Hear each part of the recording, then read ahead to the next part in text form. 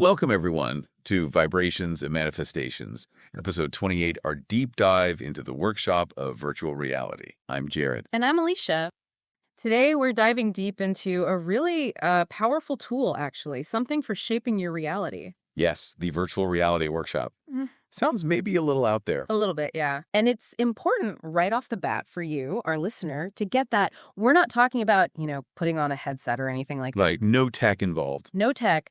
This is all about using that incredible space inside your own head, your mind, to intentionally, deliberately design the life you really want to live. And I'm genuinely excited to explore this because, well, I used it this morning. Oh, really? How'd it go? It was kind of amazing, honestly. I woke up with that, familiar knot of anxiety. Ugh, yes. That overwhelmed feeling. Totally. Like everything's about to cascade downwards, that overwhelm. Total spiral. That kind of unease can just ruin the whole day. Absolutely. But instead of just, letting it spiral, I remembered what we've been talking about, this workshop idea. Right. So I took maybe 10 minutes, found a quiet spot, and just asked myself this, key question. Which was?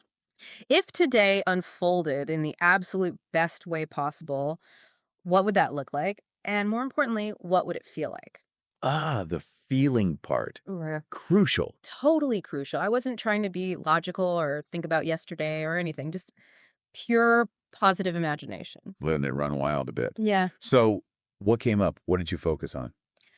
Well, the feeling of calm was huge, just steady, and confidence. Mm-hmm. Then I pictured specific things like conversations I knew I had coming up, Okay. saw myself speaking clearly, feeling like people were actually hearing me, and feeling satisfied afterward. Really immersing yourself in those positive sensations. Exactly. And you know what? The Yeah. day, it actually mirrored that quite a bit. Seriously. Yeah. I mean, it wasn't a perfect carbon copy or anything. Of course not. Life happens. Right. But the overall energy, the flow, Mm-hmm. it was so much better than how that morning started. Miles better. That's such a great example. It really shows what this is about. The workshop isn't fortune telling. No. It's about aligning your internal state, your whole vibration, really, All right. with the kind of experiences you want to have, like tuning a guitar. Exactly like tuning a guitar. That's perfect. And it reminded me of something last week, too. I got this message, an email that normally, would have sent me straight into people-pleasing panic mode. Ah, yes. Those triggers, we all have them, those automatic stress buttons. Totally. But this time, I actually stopped. I paused and asked myself, okay, wait, what does the aligned version of me do here? Nice. Good question.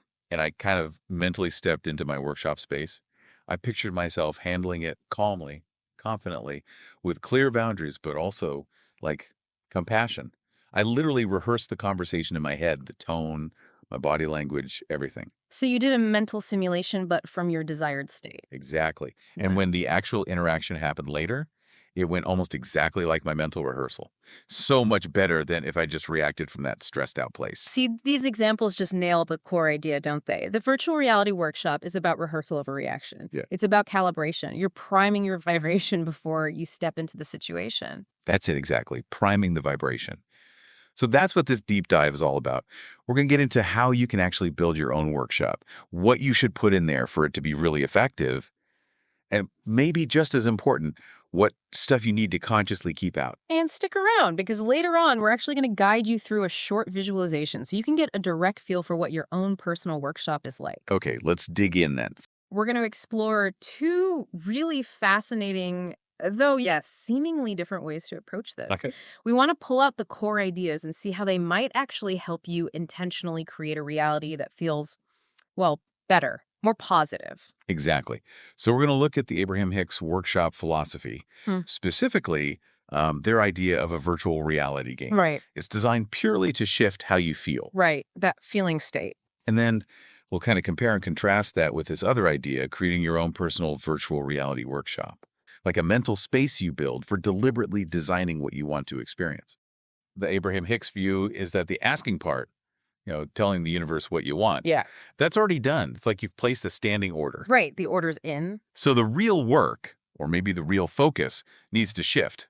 Not more asking, but more allowing. Letting those desires come in instead of always striving or feeling like something's missing. The art of allowing.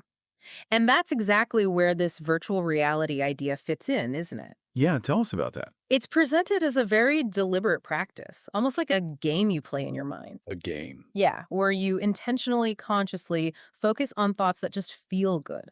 The main goal isn't about solving your problems within this game. Okay, so not trying to figure things out there. No, not at all. It's simply about choosing those positive thoughts, making them familiar, making them your dominant way of feeling. Ah, so it's about practicing the feeling. Exactly.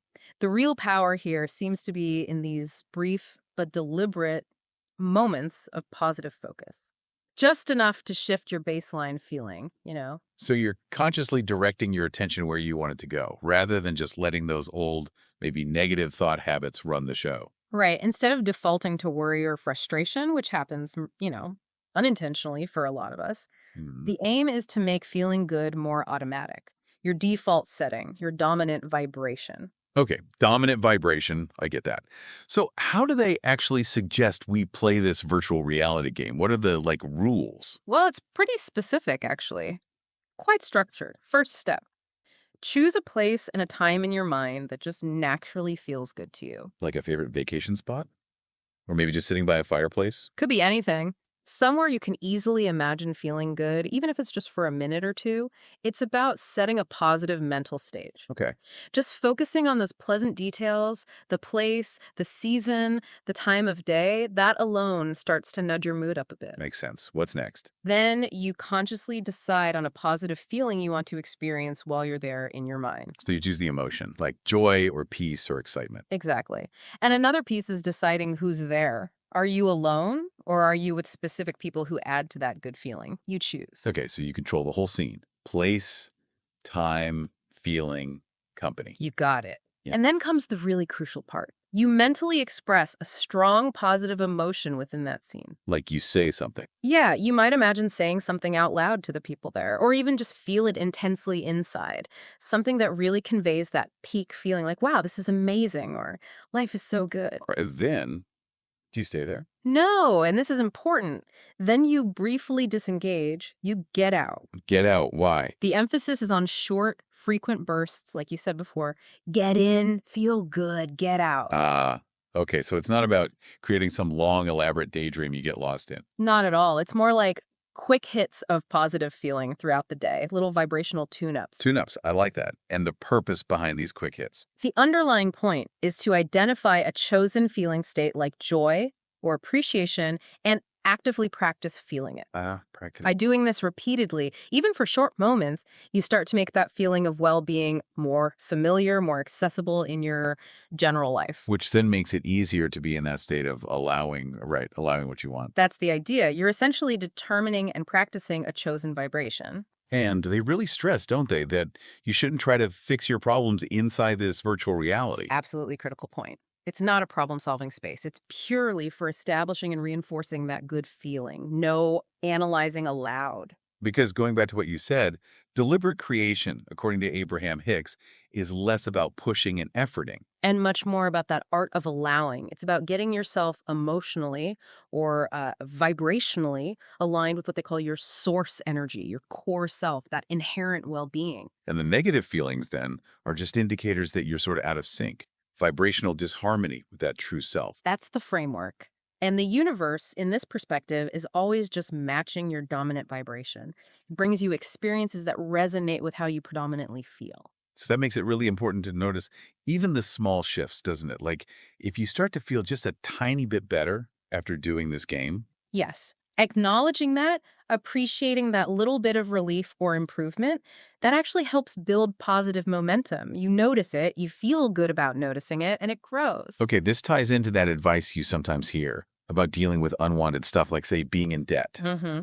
Instead of constantly focusing on the lack of money, the suggestion is to deliberately turn your attention somewhere else entirely, to something pleasant, even if it's unrelated, just as a first step. Exactly right. Because focusing on what you don't want, the debt, the lack just keeps you energetically tuned to, well, lack. Reinforces that vibration. It keeps you stuck in that pattern. So these virtual reality scenarios are suggested as ways to redirect that focus. Like imagining being on that amazing cruise ship or driving a fantastic new car. Right, those kinds of things. Although they do add a little caveat there. Oh. Be mindful if those specific images trigger feelings of lack.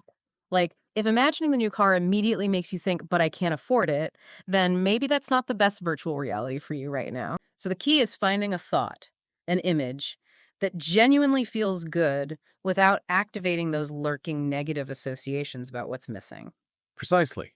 It might need to be something simpler, maybe less connected to the specific desire for a bit. Like picturing a really peaceful bike ride, or just walking in a beautiful park, enjoying a nice cup of coffee.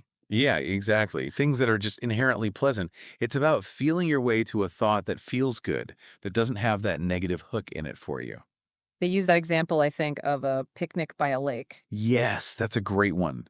Really paints a picture, doesn't it? Imagining the details and the clear mountain lake, the crisp air, the sunshine, Yeah. maybe a dog playing nearby. Getting all the senses involved. Right. And feeling that resulting emotion, that internal thought, ah, life is good. Yeah. Just soaking that in. And the idea is if you practice visiting that mental happy place consistently. And you also start looking for evidence, even tiny bits of evidence, that things are shifting positively in your actual life. Then the whole process of allowing your bigger desires to manifest becomes, well, easier, smoother. That's the core premise. You're changing your point of attraction by changing your dominant feeling. Okay, so that's a good look at the Abraham Hicks virtual reality game. Now, let's switch gears a bit and explore this other concept, creating your own personal virtual reality workshop. How is that different? Right, the personal workshop. This is maybe a bit broader. It's more about cultivating this dedicated inner workshop, a mental space you consciously go to deliberately design aspects of your life. So less of a specific game, more of a mental design studio. Kind of, yeah. It's really a shift away from just reacting to whatever life throws at you and moving towards proactively rehearsing the experiences, the feelings, the qualities you want. Okay, rehearsing. Like before a stressful meeting, you might go into your workshop and mentally rehearse feeling calm and confident. Exactly. Or visualize the conversation going well. You could rehearse feeling resourceful when facing a challenge or feeling connected in a relationship. It's about mentally practicing the state you want to be in. I like those examples given about using it to shift, like from feeling anxious to feeling calm, or Hmm. moving from that knee-jerk panic reaction to a more centered, aligned response. Yes, it's about using that inner space to recalibrate before you act or react in the outer world. Does this require like deep meditation skills? Not necessarily, no. What's highlighted is the intentionality. It's about making a conscious choice to step into that mental space, even for a few moments, and deliberately work with your thoughts and feelings. Okay, so it's about rehearsal over reaction. That phrase kind of sums it up. It does, doesn't it? Your inner workshop becomes this tool for vibrational calibration, a place where you intentionally prime your vibration for the kind of day or interaction or life you want to experience. More deliberate. Okay, so we've got these two powerful mental tools. The Abraham Hicks game, very structured, focused on those quick emotional lifts. Right. And then the personal workshop, more adaptable, more about proactive rehearsal and design. Exactly. The core principle here, and you hear this a lot with the law of attraction, is that the universe, or reality, whatever you want to call it, responds mostly to your current thoughts and emotions, your present vibration. It's not solely dictated by what happened in the past. That's a pretty big mental flip for a lot of people, isn't it? Realizing you're not just stuck replaying the past. It really is. It means you're an active creator, an architect of your future. Through the thoughts you consistently focus on and the feelings you cultivate right now, you're not just a historian documenting what went wrong before. Architect, not historian. I Yeah. like that. Mhm. But I can also see how that might be tough if you've been through a lot of difficult stuff. That's a really crucial point. And it's not about denying past experiences, but understanding that when you constantly dwell on past pain or keep focusing on current problems, you're essentially giving them your energy. You're keeping them active. You're keeping them active in your vibration, yeah. And unfortunately, that makes it more likely that similar patterns will show up again. Okay, so how does using this creative workshop thing help break those cycles? Well, the workshop gives you that dedicated mental space, like a protected zone where you can intentionally practice thinking the thoughts and, more importantly, feeling the feelings of what you do want. It's about deliberately shifting your dominant frequency towards your desires. All right, let's make this super practical. Hmm. How do we actually activate this creative workshop day to day? What does it look like? So, the best way is usually to set aside a little bit of time each day, maybe 15, 20 minutes. And here's the key: try to do it when you're already feeling pretty good. Ah, okay. So not when you're feeling really down or angry. Exactly. It's not about forcing yourself out of a really negative state with this particular tool. It's more about amplifying the good feelings you already have access to, building on that positive momentum. Gotcha. That makes sense. And just to be clear, we're not talking about deep formal meditation or going into some kind of trance. It's much more like intentional, joyful daydreaming, Hmm. focused envisioning. Okay. So where and when could you do this? Oh, anywhere, really. That's the great thing. You could do it sitting at your desk for a few minutes before starting work, maybe in the shower. Minds tend to wander creatively there, right? Totally. Or on a walk. Some people like to have a notebook handy too, just to jot down ideas or feelings that come up. You mentioned inspiration earlier. What kind of inspiration should we be looking out for during the day? Just notice things you like. It could be anything. Maybe you admire someone's cheerful personality, or you see a car you think is beautiful, or you hear about a job that sounds really appealing. Anything that gives you a little spark of, "Ooh, I like that." It's like data collection for your desired reality. Precisely. That phrase we talked about, collect the data, design the dream. You're gathering these positive elements throughout your day. Collect the data, design the dream. I Yeah. love that. So you gather these things you like. Yeah. You gather them consciously. And then during your workshop time, you bring them into that mental space. You start weaving them together, imagining them as part of your life, your experience. And by really feeling the joy and satisfaction of that imagined reality, you're literally creating this powerful magnetic picture of the you you're becoming, the you that life will start to mirror back to you. Okay, so we've collected our positive data. Now, in the workshop, how do we actually craft the vision effectively? What should we be focusing on? You want to aim for the whole picture, the total package of the you want to be. Don't just focus on like having a specific thing. Go deeper into the feeling, the experience. Right. So what kinds of things should we be exploring in there? What questions help? Start with, how do you want to feel? Like fundamentally, is it vibrant energy, deep inner peace, ease, just overall satisfaction? Get really clear on that core feeling. Then think about how you want to move through life confidently, effortlessly. What does that feel like in your body as you imagine it? And what about like the people around us? How do relationships fit in? Great question. Picture your interactions. Are they joyful, supportive, full of laughter and real connection? Imagine the quality of those relationships. And don't forget the details. What are you wearing? Imagine clothes that feel amazing, fit perfectly, make you feel confident. How do you speak? Maybe you see yourself expressing your needs clearly, easily. And what are the underlying beliefs? Believing in abundance, believing in ease, believing in your own worth. Could you walk us through maybe a more concrete scene? Like how would that play out in the workshop? Okay, sure. So maybe you imagine your phone buzzes. It's that exciting opportunity you've been hoping for, a project, a connection, whatever. Feel the genuine thrill and see yourself responding with a clear, enthusiastic yes. Absolutely. Then maybe you look around in your mind's eye and you see the people you love and they're just thriving, happy, laughing, having great conversations. You feel that warmth. And maybe you picture money flowing easily. You decide right then to book that amazing trip you've been dreaming of, and you do it without even thinking about checking your bank balance. Just easy abundance. Wow. The key is to marinate in the feeling of it all. Really embody it. Like we said, design as if it's already yours. Design as if it's already yours. That really shifts it from just wishing, doesn't it? It's like you're stepping into it mentally. It does. And that naturally leads to this really crucial point.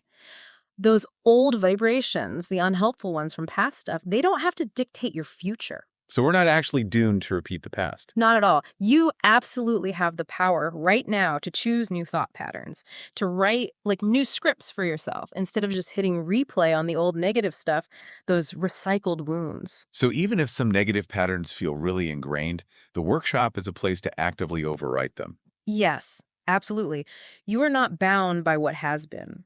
By using your creative workshop intentionally, focusing your thoughts and feelings, you are actively rewriting your story. You're laying down new vibrational tracks for the future you actually want to create. This is incredibly empowering stuff. And what's really exciting is that this isn't just anecdotal. I mean, our experiences are powerful, but there's actually a growing body of scientific research that backs this up. Ah, okay. Now we're getting into the good stuff, the science. Yes. Okay, I'm ready. Let's dive into that science.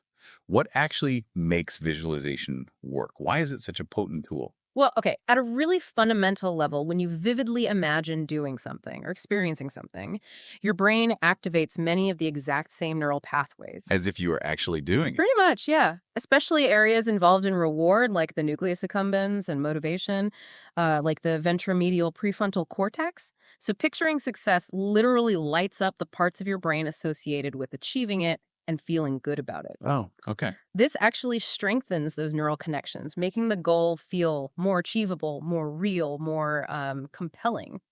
So it's almost like our brain can't fully tell the difference between a super vivid imagined experience and the real deal. In many important ways, that seems to be the case. The mental practice reinforces the pathways. It's very similar to practicing a physical skill like a golf swing or playing piano.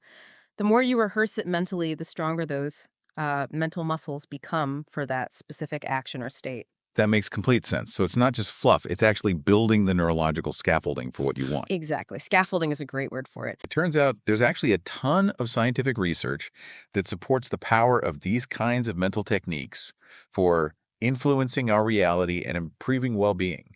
It's not just wishful thinking. Okay, like what? What kind of research? Or there are techniques like mental contrasting, for instance. That one's really interesting. Mental contrasting, what's that involve? It's often part of something called the WOOP method that stands for Wish Outcome Obstacle Plan. Whoopee! Okay? So you don't just vividly imagine your desired future, the wish, and the outcome. You also actively identify the potential obstacles inside you that might get in the way. So you face the potential difficulties head on mentally. Exactly. And then you make it a plan for how you'll deal with those obstacles if they arise. This combination, apparently, is much better for setting realistic goals and actually boosting your motivation to achieve them compared to just positive thinking alone. That makes sense. It grounds the wish in reality a bit more. What else? Then there's something called episodic future thinking, or EFT.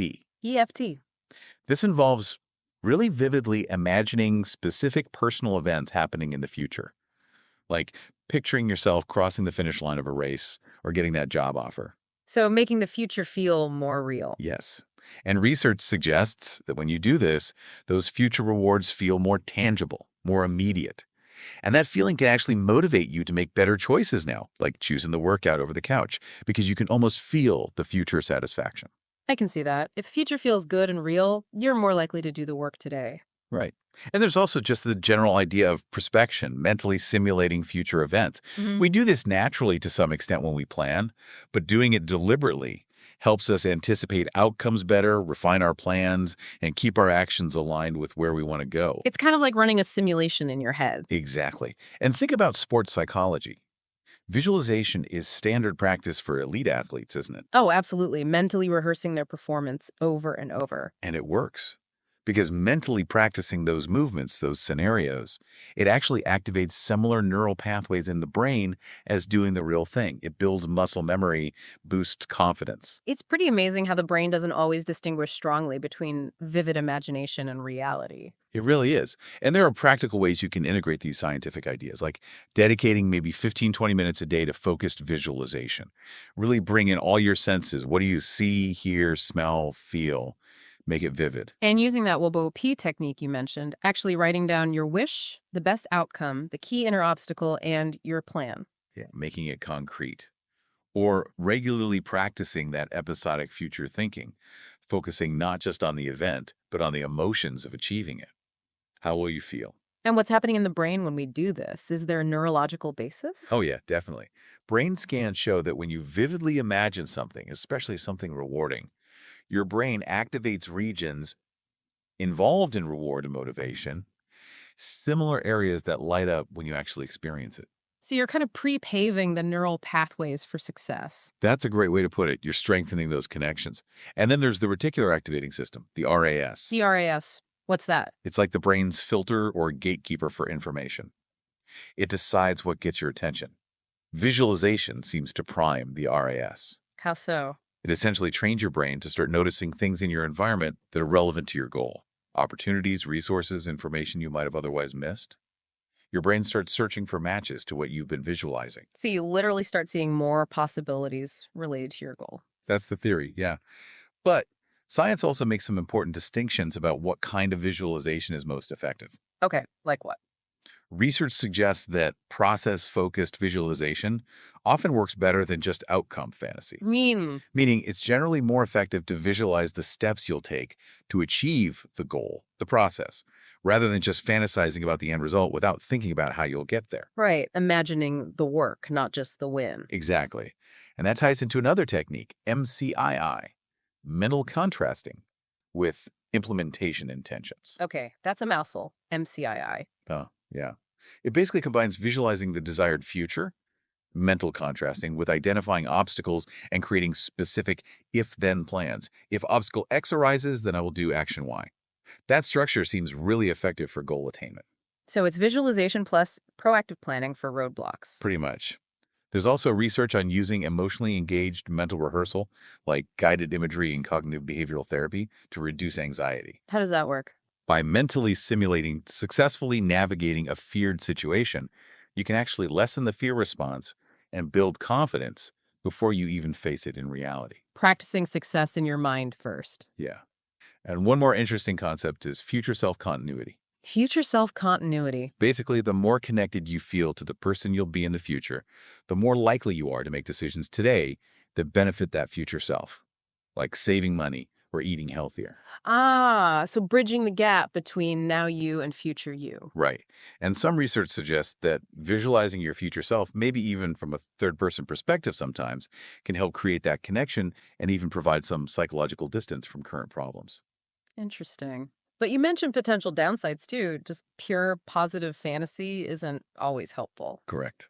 Mm. Some studies have found that just indulging in rosy fantasies about the future without any grounding in reality or consideration of obstacles can actually decrease your energy and motivation to take action. You feel good imagining it, so you feel less need to actually do anything. Ah, the trap of passive daydreaming. Exactly. So the science really differentiates between helpful visualization, the kind that's actionable, uses mental contrasting, is vivid and sensory, and unhelpful visualization, which is more passive, escapist, or vague. Okay, that's a lot of fascinating science. How does this connect back then to the Abraham Hicks virtual reality game we started with? Well, you can definitely see the overlap, can't you? The Abraham Hicks method is clearly a form of positive, intentional mental imagery. Its primary aim is shifting that emotional state, that vibration. Right, it taps directly into that power of creating a positive mental and emotional experience, which science confirms can impact our brain and motivation. hmm And while its main focus is that immediate emotional shift, you could potentially enhance it, couldn't you? Maybe by bringing in a little process focus once you feel good, or gently acknowledging and releasing any resistant thoughts that pop up, a light form of mental contrasting. That's an interesting thought, integrating the approaches. It's also worth noting, perhaps, that the Abraham Hicks approach really emphasizes the feeling, the emotion as the primary driver. Yeah, the vibration is key. Whereas a lot of the scientific research, while acknowledging emotion, also strongly emphasizes pairing that visualization with concrete action plans for achieving specific goals. True. Though, as we discussed, the Abraham Hicks virtual reality step is maybe seen as the precursor to action, getting your vibration right first. The action is inspired and effective rather than effortful struggle. A foundation building step. Makes sense. Right. So bringing this all together, Yeah. how do we apply all this science to make our own inner creative workshop sessions truly powerful and effective? Okay, yeah, the practical application. How do we use this knowledge? That's the million-dollar question. Well, first off, consistency seems key. Try to make it a regular practice, ideally daily. Even 15 or 20 minutes can make a difference. Find a regular time slot.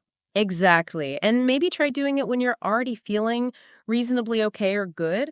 It's less about forcing yourself out of a deep funk and more about consciously directing your energy when you have some to direct. It's intentional creation, not passive zoning out. Makes sense. Build on a positive foundation when you can.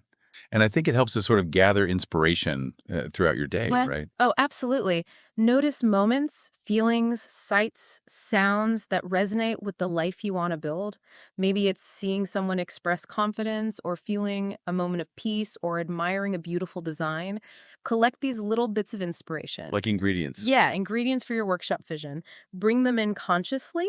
And when you're in the workshop session, really focus on making it multisensory, like we said. Engage everything. Yes. Don't just see yourself succeeding. What does the confidence feel like in your body? What positive words might you hear? What's the expression on people's faces? What are the textures, the movements? Make it vivid, make it feel real. Create a full body, full mind experience. Exactly. And think holistically. Design the total package in your workshop. See yourself thriving not just in one area, but in your health, your relationships, your work, your sense of abundance and joy. See the interconnectedness. A whole thriving ecosystem inside. Right. And crucially, remember to practice both the desired outcomes and the processes, the steps, the actions that lead there.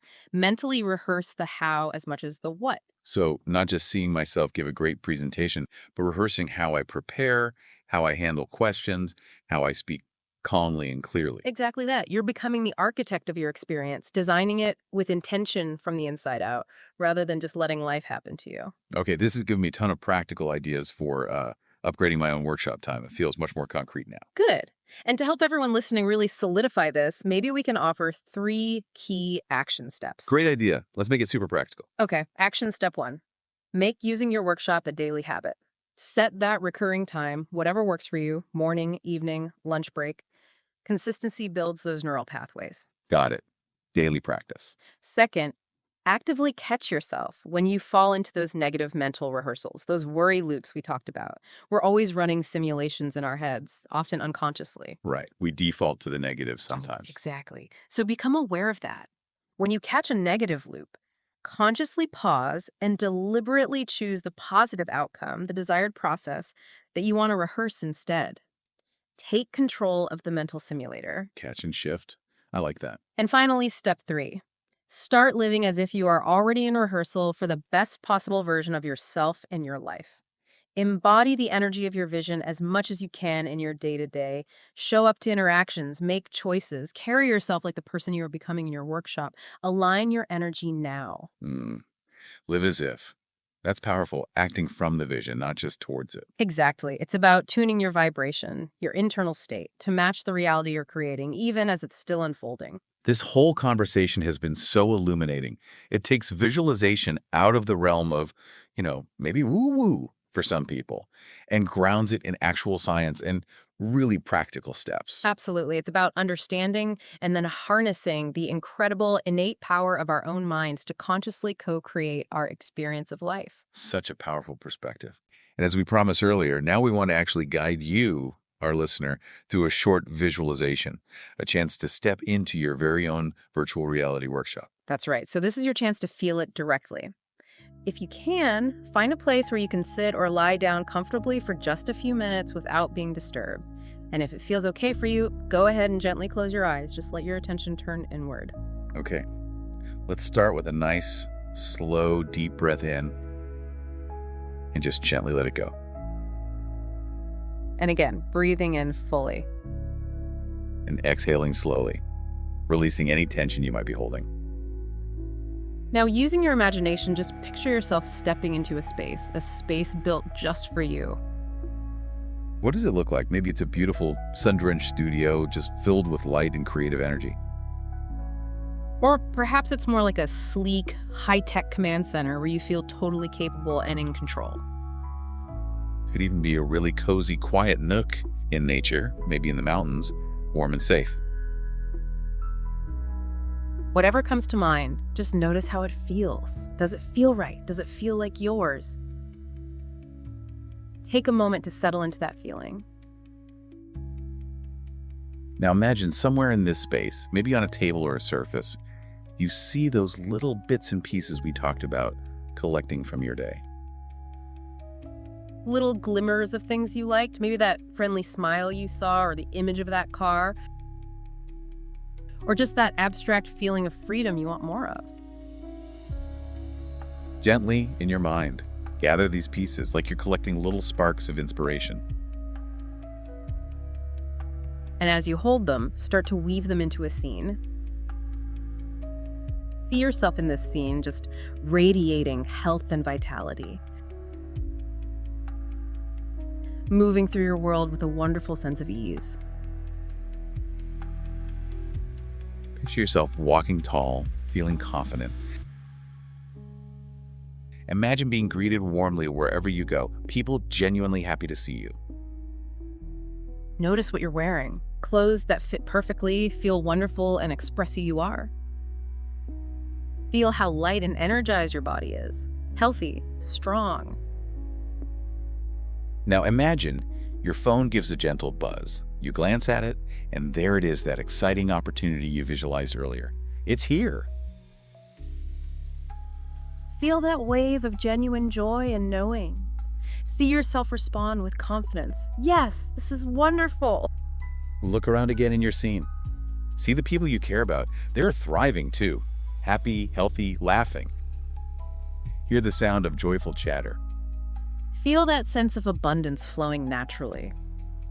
You decide to book that trip, that dream vacation, and you do it easily, freely, without any worry about the cost. Just a feeling of trust and flow. Just pause here for a moment.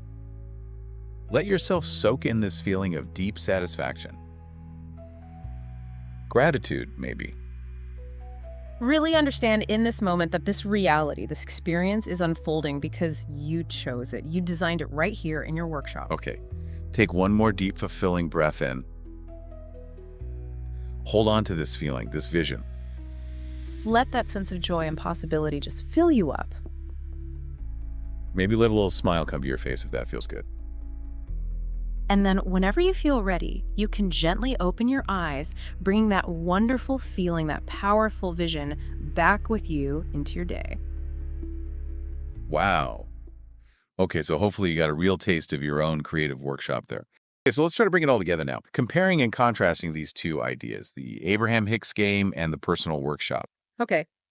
To summarize, the Abraham Hicks virtual reality game has that more defined structure, right? Place, time, mood, interaction, brief duration. Focus squarely on those short bursts of positive feeling. Right.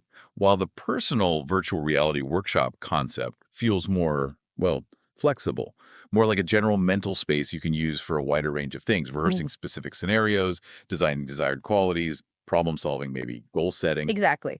The big similarity is they both use intentional mental focus.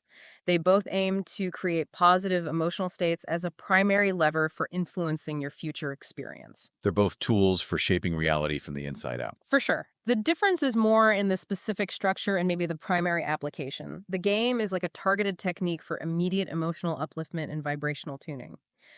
The workshop is maybe a broader framework for proactive mental design and preparation. And it's really cool how the science we talked about actually supports both approaches, just in slightly different ways. Yeah, the power of mental imagery is the common thread.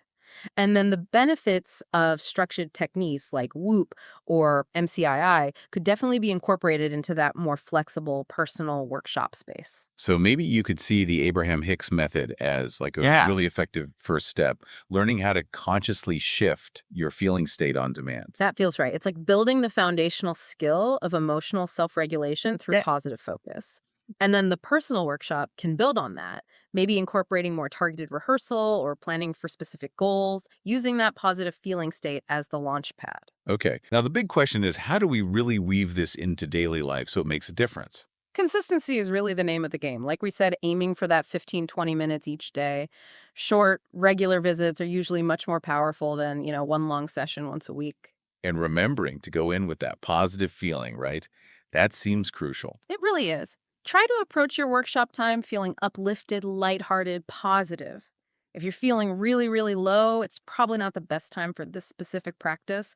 Maybe deal with the strong negative emotion first. You want to build on good feelings here. So the work in the workshop isn't really work, is it? It's more like focused, joyful play. That's a great way to put it. Yes, it's about consciously taking that positive data you collected, the things you liked, admired, appreciated, and bringing them together into a mental picture, a feeling state that genuinely pleases you. Could you give us a maybe broader example? Like, what else could someone focus on in their workshop on a regular basis? Sure.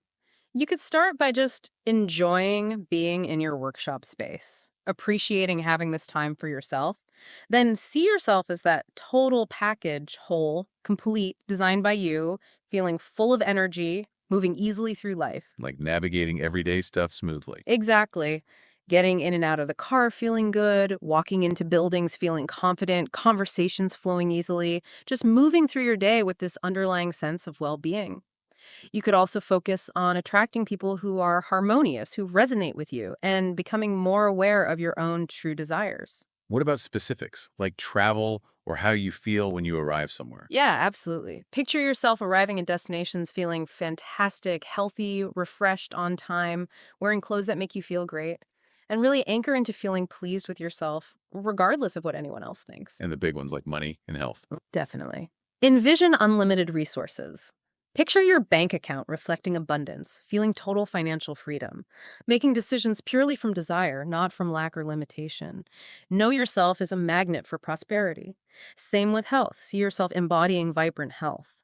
And relationships attracting people who are also growing, who appreciate you, who focus on the good, no criticism. So it's like creating this ideal inner ecosystem. Precisely. Perfect health, absolute prosperity, loving your physical life. Using your brain for decisions, yes, but knowing you're tapping into universal power, law of attraction to bring these things about. And from that state, you just naturally attract more of the same. And then as you leave your workshop for the day, you carry that feeling out, intending to notice more things to appreciate. It sounds like the more consistently you step into that feeling place in the workshop, focusing on the details that please you. The more your outer life just has to start reflecting it back. It really is an incredibly powerful way to consciously shape the life you want. This has been fantastic. It Yeah. really changes how you think about imagination, doesn't it? It's not just fluff or escapism. It's a serious tool. It really is. And maybe that's the main thing to take away. You're not using your imagination to escape life. You're using it to rehearse the life you're creating. Rehearsal, not escape. Love that. So, wrapping up this deep dive then, the core message really seems to be that both of these approaches, the Abraham Hicks virtual reality game and this idea of a personal virtual reality workshop, offer genuinely powerful ways to shift your internal state. Then become more deliberate, more intentional creators of your own reality. And it hammers home that point. Feeling good isn't just, a nice bonus. No, it's crucial. It's presented as a fundamental aspect of allowing what you desire to actually flow into your experience. It changes your point of attraction. And for you listening, especially if you're looking for knowledge you can use efficiently, ways to actually do something without getting bogged down in endless theory. These are pretty direct tools, aren't they? Accessible ways to start influencing your experience right away. Yeah, absolutely. So maybe the invitation is to experiment. Try both. See what resonates. Definitely. Maybe incorporate that structured virtual reality game, those quick bursts into your daily routine. See how it feels. And also maybe explore creating your own inner workshop. What would that space be like for you? How could you use it for rehearsal, for reflection, for intentional design? Yeah, play with it. And maybe a good place to leave things for today. We always like to end with a thought to take with you. How about this one? Visualization isn't make-believe. It's belief in the making. Ooh, I like that. Belief in the making, and maybe an affirmation to carry. I design with joy. I create with purpose. I attract with clarity. Beautiful. You're not escaping life. You're rehearsing it. And try this affirmation. I am the joyful creator of my reality. My imagination is powerful and precise. So the invitation is simple. What will you create in your workshop today? Just practice it, little bits each day, especially when you feel good. And notice when those old negative thought loops start playing. Catch them and consciously, deliberately flip the VR, swap them out for one of those empowering scenes from your workshop. And just live fully right now in this moment, because this moment is where the next scene always begins. Remember, you're not faking it, you're practicing it into reality. Yes, hold on to this. I create with joy. I attract with ease. My imagined life becomes my real life. So what's the most delicious feel-good detail you're going to put in your creative workshop today? Feel free to share with us if you like. Thank you so much for diving deep with us today. Yeah, thank you for being here. And for you, our listener, here's your prompt to ponder. What's one specific, joyful, and bold detail you'll bring into your creative workshop today? Just one detail to start with. Think about it, feel it, and then take a few moments later today to really build it out in your mind. And of course, if you found this deep dive helpful, please do share it with others who might appreciate it. And make sure you're subscribed to Vibrations and Manifestations so you catch all our future explorations. Thanks for tuning in, everyone.